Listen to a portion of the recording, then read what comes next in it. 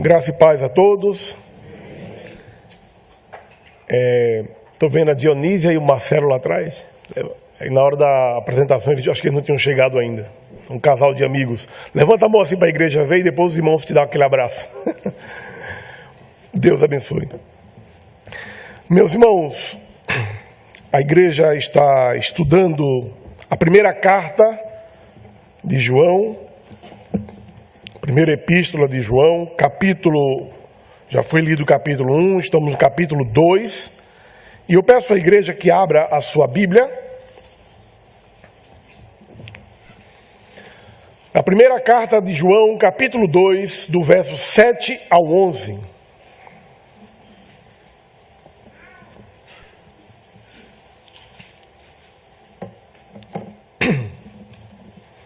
Os primeiros versículos do capítulo 2 são muito enriquecedores, né? Quando fala da questão daqueles que têm alguma fraqueza, algum pecado, ele diz: filhinhos, não pequem. Não pequem. Mas se pecar, se cair numa fraqueza, você tem um advogado junto ao Pai. Entre outros assuntos que já foram tratados no capítulo 1, hoje nós vamos estudar o capítulo 2, versículos 7 ao 11. Quem achou, diga um amém.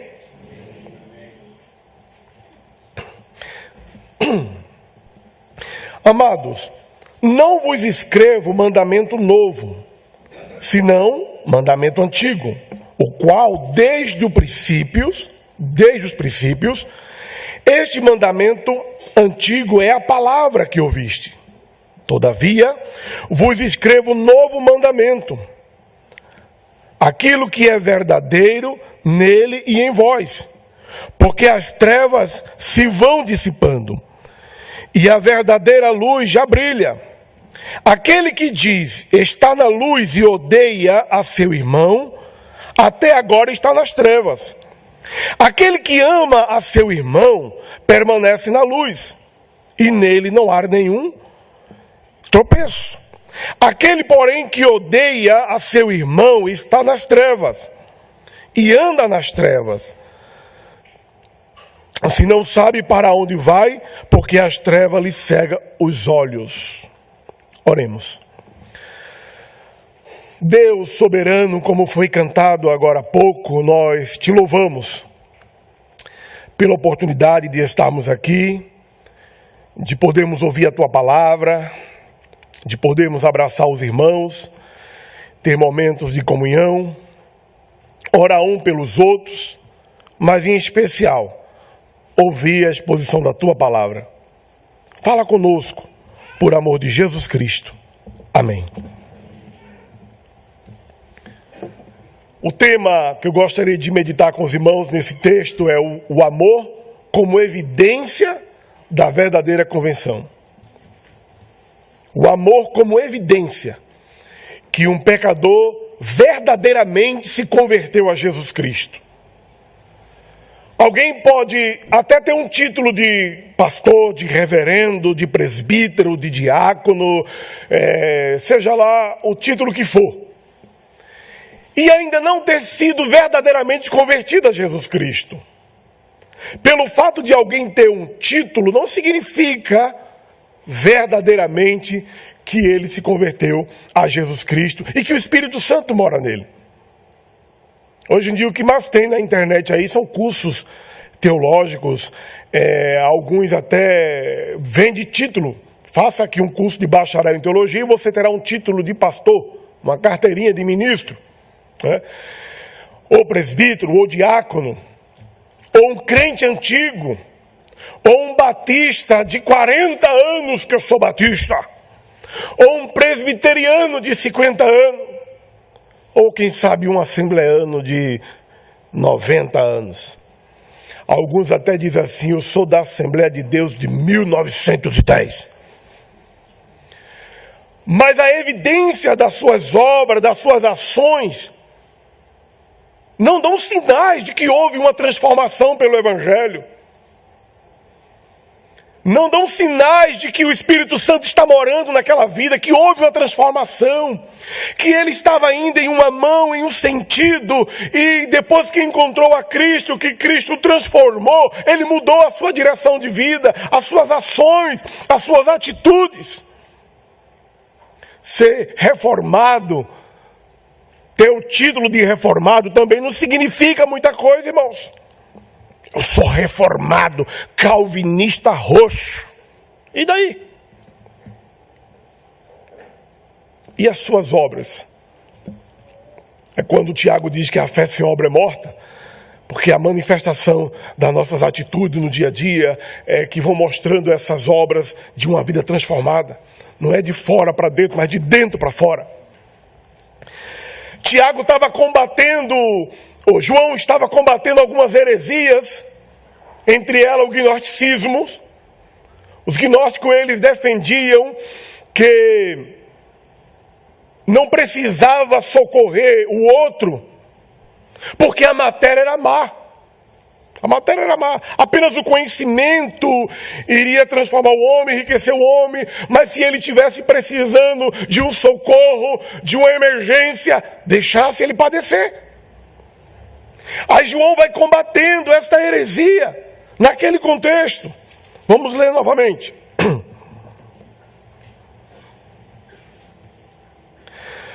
Ele vai falar do mandamento que era antigo, porém novo.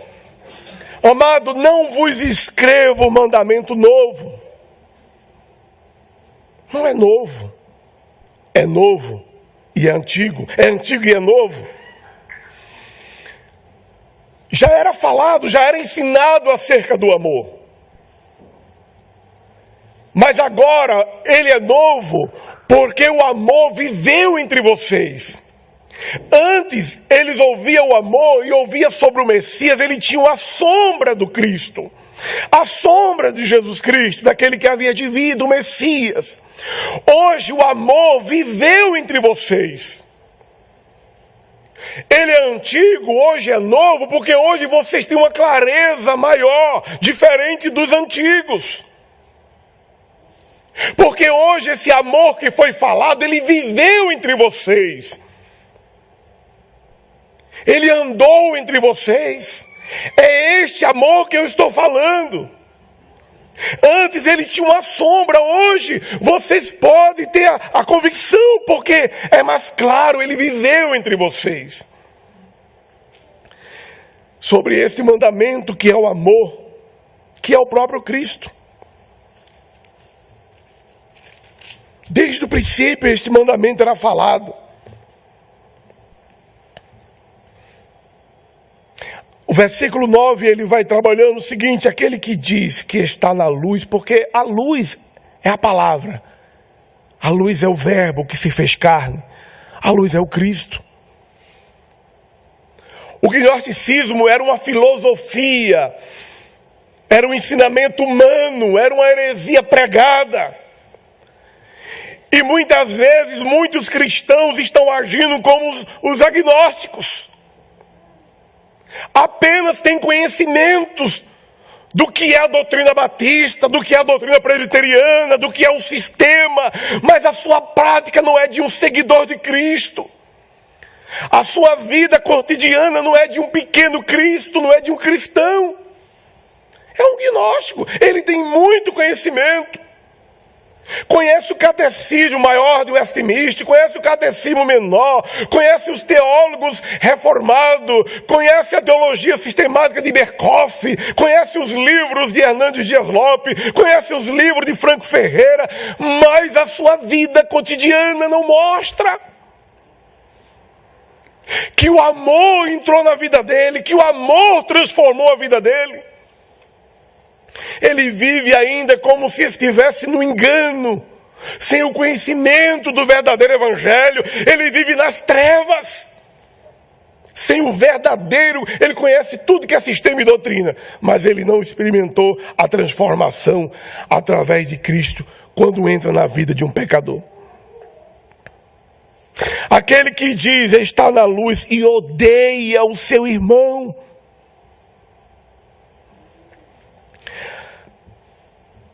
Aquele que diz que está na luz e odeia o seu irmão, até agora está nas trevas. Ah, não pode, eu sou batizado há 35 anos, mas ainda está nas trevas. Todas as vezes que você lembra de alguém que te fez o mal, os teus dentes se juntam. Todas as vezes que você lembra de alguém que te humilhou, que te expôs, que te caluniou, você fica revoltado, sem nenhuma piedade, sem nenhum senso de misericórdia. Como se você fosse melhor do que esta pessoa que te ofendeu. Como se você fosse melhor do que esta pessoa que te passou a perna, que te enganou, que te iludiu. João deixa bem claro, até agora ele continua nas trevas. Se ele não se converteu, por isso ele ainda odeia o seu irmão. E João está falando de irmão, ele não está falando de um estranho, não. É de alguém próximo. Então até agora você continua nas trevas. Sabe aquela pessoa que diz assim, eu não perdoo, a pessoa já morreu, só tem os ossos. Mas ela ainda bate o pé, eu não perdoo. Irmãos, então se você ainda tem esse tipo de atitude, há de se pensar.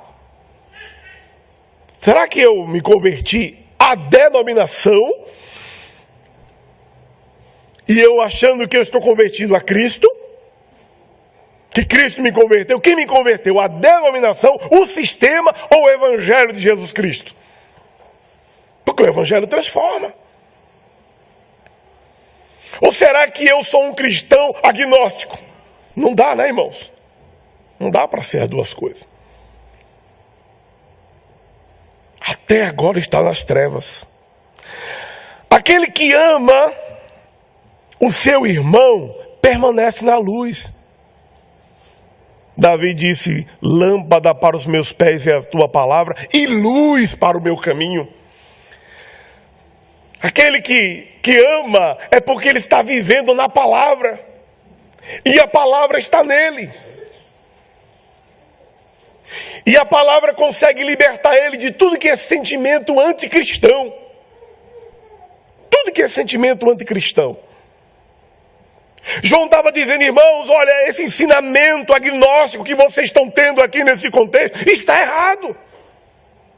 O teu irmão está padecendo, vá socorrê-lo. Mesmo que ninguém esteja vendo, para que você levante, toque trombeta. Faça a obra. Ajude o teu irmão. Em uma das igrejas que eu passei, tinha uma senhora que ela congregava com o marido. E a ex-amante do marido começou a frequentar a igreja. Essa mulher, ela mudou completamente. Ela não conseguia mais cultuar. E ela estava há anos na igreja. Só que a amante queria um relacionamento com Cristo. A amante queria abraçar a mulher do seu ex-amante. Só que a mulher do seu ex-amante, que já era cristã há muito tempo, que frequentava a igreja há muito tempo, mudou completamente. Ela chegou a dizer, olha pastor, ou eu ou ela aqui dentro da igreja. Ela que já estava há muito tempo frequentando a igreja, não tinha capacidade e forças espirituais para perdoar aquela pessoa que teve um relacionamento com seu marido. Então, irmão, tempo de igreja não significa que houve uma transformação. Por isso que Tiago, no capítulo 4, diz, por que há tanta contendas e briga entre vocês? Por conta dos seus prazeres, seus desejos.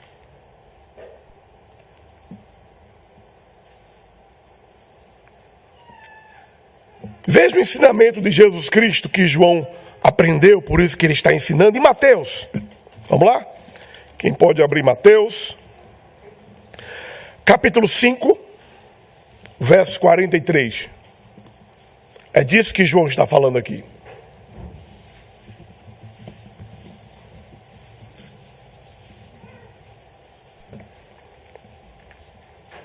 ouviste o que foi dito: amarás o teu próximo e odiarás o teu inimigo. Eles estavam acostumados a ouvir isso. Aí Jesus ensina a contramão: eu, porém, vos digo, amai os vossos inimigos e orai pelos que vos perseguem. Difícil. Difícil. Mas eu canto o tempo todo que eu estou na luz, que Cristo me transformou, que eu fui transformado, que eu sou um salvo, que eu tenho o Espírito Santo que se move em mim. O Espírito Santo se move em mim. E Jesus ensina o contrário. Foi isso que João aprendeu e ele estava ensinando aquele contexto. Se vocês estão acostumados a ver os agnósticos cheios de conhecimento filosófico, abandonando o próximo, faça o contrário. Alguns só querem socorrer o próximo se alguém vê que ele está fazendo isso. Alguns agem como os publicanos, como os hipócritas, como os fariseus, mas não como um verdadeiro cristão. Sem tocar trombeta. 1 aos Coríntios, capítulo 13.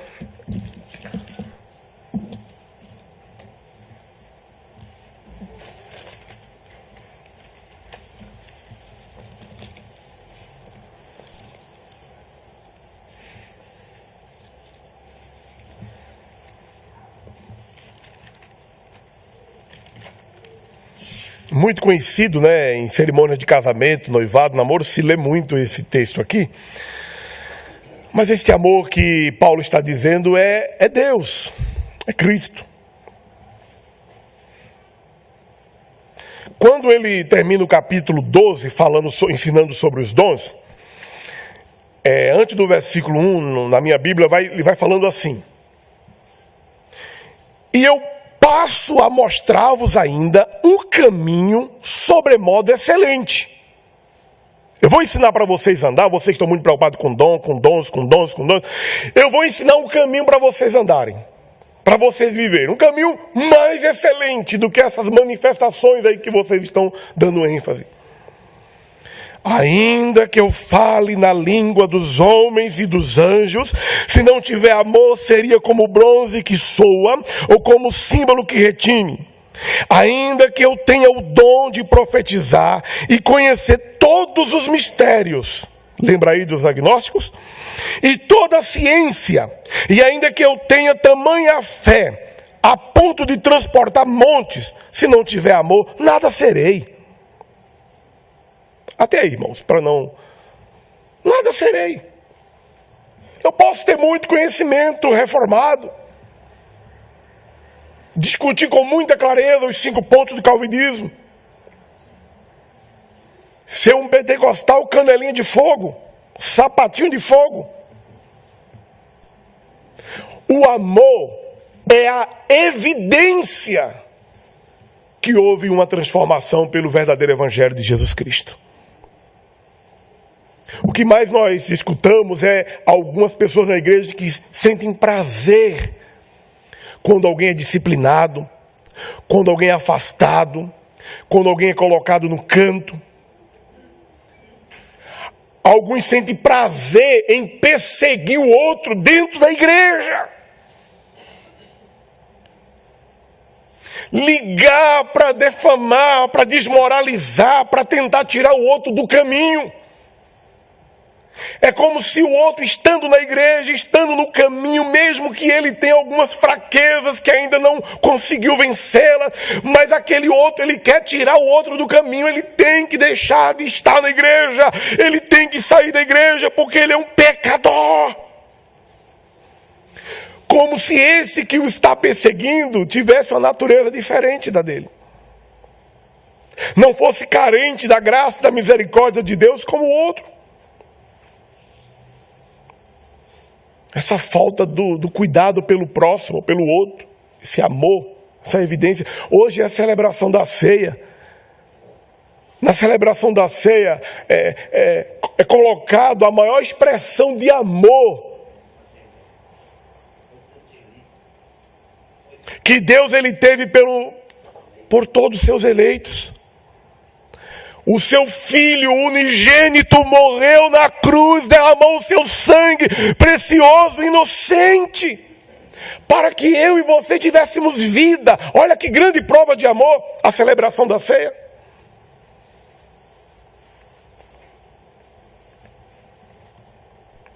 No capítulo 14, ele ainda vai ensinar, Paulo ainda vai ensinar a igreja sobre os dons, e ele vai falando novamente, seguir o amor. Ele inicia assim, seguir o amor. Voltando para 1 João.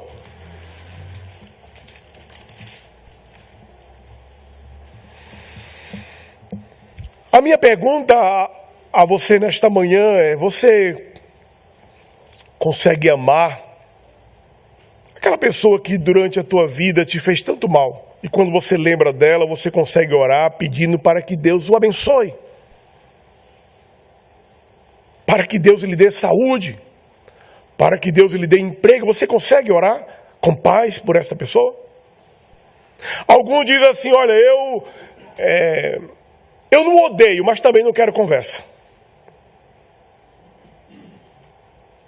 Não existe, não houve um perdão, não houve uma volta à comunhão.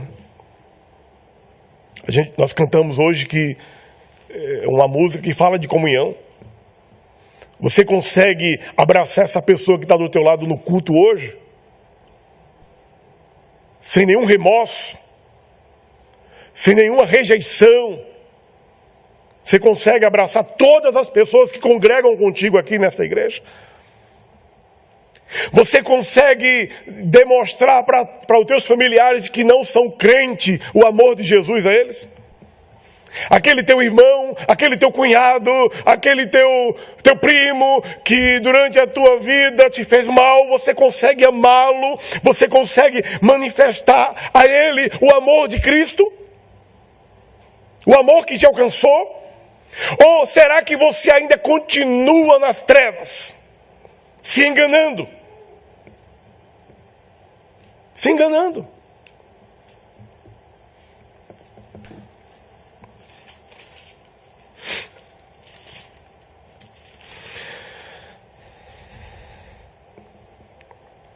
Versículo 10. Aquele que ama a seu irmão permanece na luz, e nele não há nenhum tropeço. Ele está na luz porque ele é guiado pela palavra, a palavra está nele, o amor está nele, ele é discípulo do amor, ele é envolvido pelo amor. Eu não estou dizendo aqui em passar a mão na cabeça de pessoas que não têm vergonha na cara, que vivem deliberadamente envergonhando o evangelho, a igreja, mas em ter compaixão. O amor é se doar pelo outro, é socorrer o outro. Que adianta eu ter conhecimentos e conhecimentos, diplomas e diplomas, e eu não manifestar essa essência do cristianismo? Qualquer religião que não tem Cristo é apenas um sistema humano. Por que é que há tantos terroristas? Porque na religião dele não tem Cristo. Não tem Cristo.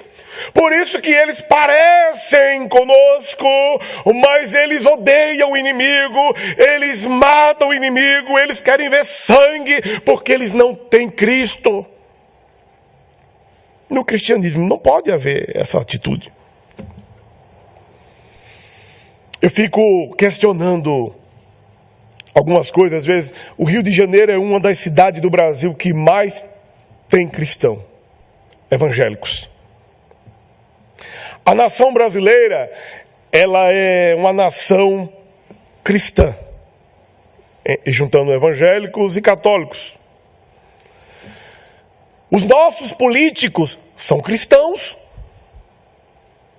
Os nossos políticos são cristãos. Pode perguntar a qualquer um deles. São cristãos. As suas obras e atitudes são de pessoas que ainda estão nas trevas, Quando eles roubam o dinheiro da saúde pública e as pessoas estão morrendo, porque não tem remédio nos hospitais, não tem médico.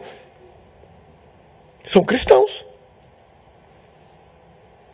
Porque o amor dos cristãos da cidade do Rio de Janeiro não consegue mudar aquela cidade, onde há tanta miséria, tanta violência, tanta prostituição, tantas drogas. Por que a igreja brasileira não consegue transformar o Brasil? Eu lendo algumas histórias dos puritanos, diz que houve algumas cidades que os bar faliram, as boates fecharam, porque não tinham pessoas para frequentá-las. Porque as pessoas que iam se convertendo iam contaminando, no bom sentido, toda a cidade. Na época dos puritanos. E os bares fechavam, as boates fechavam, porque não tinha que frequentasse. Mas é pelo contrário, irmãos. Abre-se mais uma igreja, com 1.000 pessoas, 2.000 pessoas, e você não consegue ver pessoas que vivem na luz iluminar as outras que estão nas trevas. Nós não conseguimos ver. O que você vê é alguns homens da mídia, que se diz apóstolo, que se diz pastores, se vangloriar, quando ele descobre que um apresentador de televisão criticou as suas obras heréticas, e depois esse apresentador está com câncer, ele se vangloria dizendo que foi porque falou mal dele. Ele tem prazer em contar isso para a população, para o povo brasileiro, para as pessoas que frequentam o seu lugar, a sua igreja. Aqueles que estão aí para testemunhar do amor, não estão testemunhando.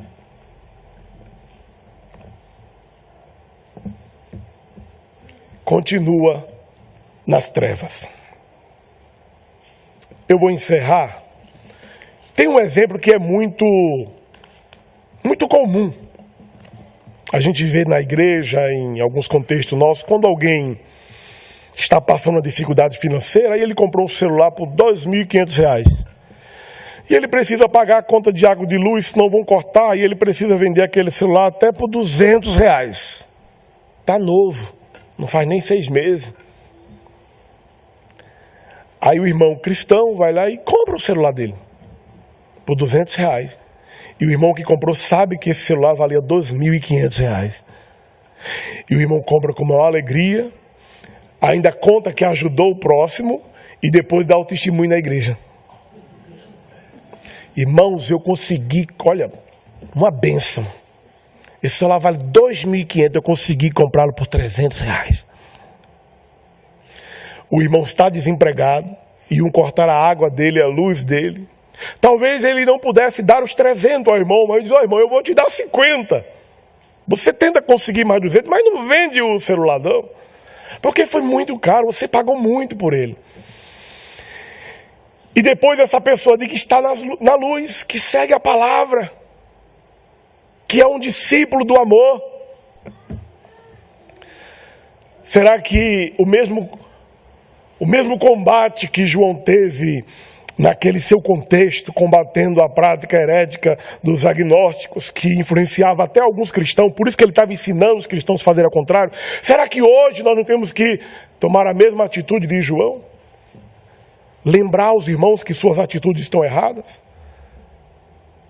Esse mandamento que eu estou ensinando a vocês é antigo e é novo, porque vocês já tiveram o conhecimento pleno do amor, que é Jesus Cristo. Jesus nas parábolas vai ensinando o contrário, o exemplo do filho pródigo, como o pai o tratou, a dracma perdida, a ovelha perdida. Que Deus em Cristo nos ajude a combater toda e qualquer prática anticristã, mostrando ao mundo que verdadeiramente estamos na luz, que verdadeiramente houve uma transformação vinda do alto, vinda de Deus, através da sua palavra, para que possamos falar como disse o salmista: lâmpada para os meus pés é a tua palavra e luz para o meu caminho. Eu sou guiado pela tua palavra, ela que me guia, que me ensina, que me ajuda a vencer os meus instintos pecaminosos, a minha razão caída. Que Deus continue nos abençoando.